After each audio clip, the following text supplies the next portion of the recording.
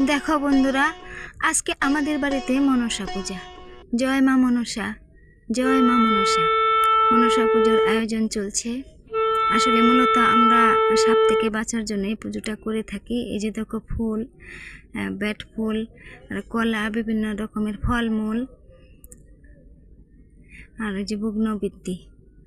আসলে সম্পূর্ণ বিশ্বাসের মাধ্যমে আমরা এই পুজোটা করে থাকি। সাপ থেকে বাঁচার জন্য বিশ্বাসী মেলায় বস্তু তর্কে বহুদূর, অনেকেই বলে।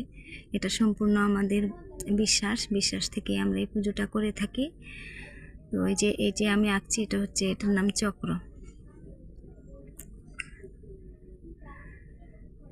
দেখো তোমরা কেমন হয়েছে অবশ্যই জানাবে। আর মা মনসা, তুমি সবাইকে ভালো রেখো, সুস্থ রেখো, সাপের হাত থেকে সবাইকে মুক্তি দিও। সবাইকে অনেক অনেক ধন্যবাদ শেষ পর্যন্ত দেখার জন্য। সবাই